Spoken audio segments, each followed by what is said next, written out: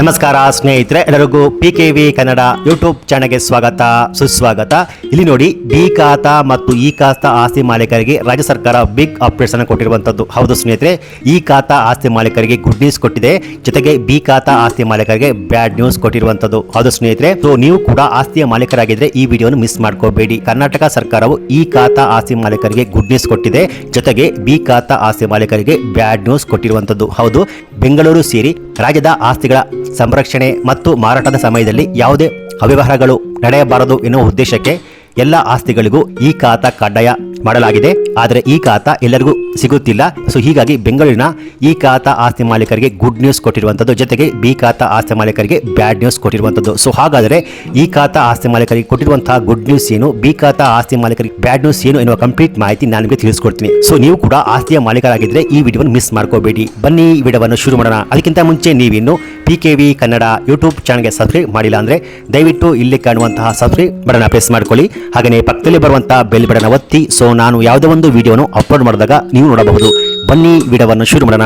ಇಲ್ಲಿ ಬೆಂಗಳೂರು ಜಿಲ್ಲೆಯಲ್ಲಿ ಅಂದಾಜು 25 ಲಕ್ಷಕ್ಕೂ ಹೆಚ್ಚು ಆಸ್ತಿಗಳಿದ್ದು, ಇಲ್ಲಿಯವರೆಗೆ ಅಂದಾಜು 5 ರಿಂದ 7 ಲಕ್ಷ ಆಸ್ತಿಗಳಿಗೆ ಮಾತ್ರ ಈ ಖಾತಾ ಸಿಕ್ಕಿದೆ. ಇದೀಗ ಬೆಂಗಳೂರು ಭಾಗದಲ್ಲಿ ಮಾತ್ರ ಇರುವ ಈ ಖಾತಾ ಆಸ್ತಿಗಳಿಗೆ ಗುಡ್ ನ್ಯೂಸ್ ಕೊಡಲಾಗಿದೆ. ಆದರೆ ಬಿ ಖಾತಾ ಸಂಬಂಧಪಟ್ಟಂತೆ ಕರ್ನಾಟಕ ಸರ್ಕಾರವು ಯಾವುದೇ ಹೊಸ ಅಧಿಸೂಚನೆ ಅಥವಾ ಪ್ರಕಟಣೆಯನ್ನು ಕೊಟ್ಟಿಲ್ಲ ಸ್ನೇಹಿತರೆ. ಸೊ ಇಲ್ಲಿ ಬಿ ಖಾತಾದಿಂದ ಎ ಖಾತಾ ಮಾಡಿಸಿಕೊಳ್ಳಲು ನಿಯಮ ರೂಪಿಸಿರುವುದು ಹಾಗೂ ಶುಲ್ಕ ನಿಗದಿ ಮಾಡುವುದಾಗಿ ಹೇಳಿತ್ತು. ಆದರೆ ಇಲ್ಲಿಯವರೆಗೆ ಬಿ ಖಾತಾ ಸಂಬಂಧಪಟ್ಟಂತೆ ಯಾವುದೇ ಹೊಸ ಮಾಹಿತಿಯನ್ನು ಕೊಟ್ಟಿಲ್ಲ. ಬೆಂಗಳೂರು ಸೇರಿ ಕರ್ನಾಟಕದಲ್ಲಿ ಒಟ್ಟು ಅಂದಾಜು 30 ರಿಂದ 40 ಲಕ್ಷ ಬಿ ಖಾತಾ ಆಸ್ತಿಗಳಿದ್ದು, ಈ ಆಸ್ತಿಗಳಿಗೆ ಎ ಖಾತಾ ಸಿಗದೇ ಇರುವುದು ಬಿ ಖಾತಾ ಆಸ್ತಿ ಮಾಲೀಕರು ಸಂಕಷ್ಟಕ್ಕೆ ಒಳಗಾಗಿದ್ದಾರೆ. ಬಿ ಖಾತಾ ಹೊಂದಿರುವ ಆಸ್ತಿ ಮಾಲೀಕರು ಕಟ್ಟಡ ನಿರ್ಮಾಣ ಮಾಡುವುದಕ್ಕೆ ಸಾಧ್ಯವಾಗುತ್ತಿಲ್ಲ. ಒಂದೊಮ್ಮೆ ಈಗಾಗಲೇ ಕಟ್ಟಡ ನಿರ್ಮಾಣ ಮಾಡಿದ್ದರೆ ವಿದ್ಯುತ್ ಸರಬರಾಜು ಹಾಗೂ ನೀರು ಪೂರೈಕೆ ಸೌಲಭ್ಯ ಸಿಗುತ್ತಿಲ್ಲ. ಅಲ್ಲದೆ ಕಟ್ಟಡ ನಿರ್ಮಾಣ ಮಾಡುವುದಕ್ಕೂ ಸಂಕಷ್ಟವಾಗುತ್ತಿದೆ. ಕಟ್ಟಡ ನಿರ್ಮಾಣ ಮಾಡುವುದಕ್ಕೆ ನೀಲನಕ್ಷೆ, ಬ್ಲೂ ಪ್ರಿಂಟ್ ಅಥವಾ ನಕ್ಷೆ ಮಂಜೂರಾತಿ ಸೌಲಭ್ಯ ಸಿಗುತ್ತಿಲ್ಲ. ಸೊ ಹೀಗಾಗಿ ಬಿ ಖಾತಾ ಆಸ್ತಿ ಮಾಲೀಕರಿಗೆ ಕಟ್ಟಡ ನಿರ್ಮಾಣ ಮಾಡುವುದಕ್ಕೆ ತುಂಬಾನೇ ಸಮಸ್ಯೆಗಳು ಉಂಟಾಗುತ್ತಿದೆ. ಇನ್ನು ಈ ಖಾತಾ ಮಾಡಿಸಿಕೊಳ್ಳಲು ಮೊಬೈಲ್ ಅಪ್ಲಿಕೇಶನ್ ಸೌಲಭ್ಯವನ್ನು ಬೆಂಗಳೂರಿನ ಗ್ರೇಟರ್ ಬೆಂಗಳೂರು ಆಡಳಿತ ಮಂಡಳಿ ಲಾಂಚ್ ಮಾಡಿದ್ರು. ಇದೀಗ ಬೆಂಗಳೂರಿಗೆ ಮಾತ್ರ ಸೀಮಿತವಾಗಿದೆ.